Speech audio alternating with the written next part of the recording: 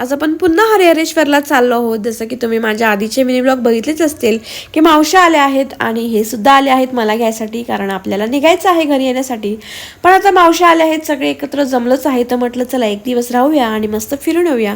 कारण असं काही ना काही कार्यक्रमानिमित्त भेटत तर असतोच, पण असं बऱ्याच दिवसांनी आम्ही एकत्र फिरायला आलो आहोत, त्यामुळे छान वाटत होतं. आणि आज सोमवार होता तरी सुद्धा जास्त गर्दी नव्हती आणि आमचं निवांत दर्शन झालं मस्त. आणि बाहेर आल्यावर बघा विराज कसं त्याच्या मामांसोबत खेळत होता, कारण तिथे भरपूर अशी मोकळी जागा होती.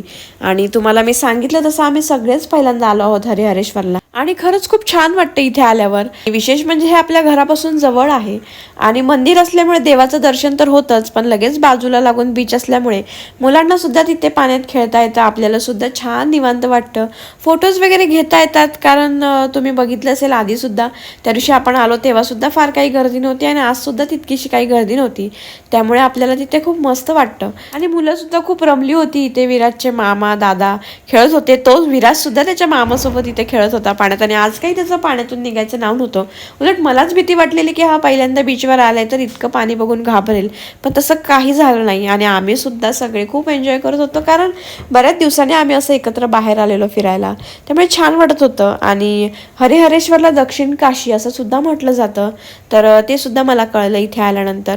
आणि विराजसोबत मी बरेच असे फोटोज घेतले, व्हिडिओज घेतले आणि आम्ही निघालो संध्याकाळी. म्हणजे तिथे बराच वेळ आम्ही असा घालवला, खूप मजा मस्ती केली आणि मग संध्याकाळी आम्ही निघालो घराकडे यायला. पाण्यात मनसोक्त खेळून झाल्यानंतर तिथेच एका ठिकाणी आम्ही मस्त चहा घेतला, मिसळ पाव भाजी वगैरे असं सगळं झालं.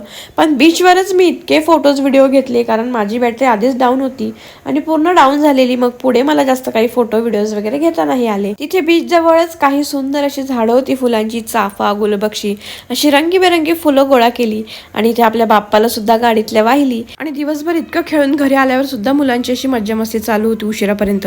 असा एकंदर मस्त आजचा दिवस गेला सगळ्यांसोबत. आणि उद्या सकाळीच आपण निघणार आहोत आपल्या घराकडे येण्यासाठी. तसे व्लॉग्स तर येतीलच. चलो बाय.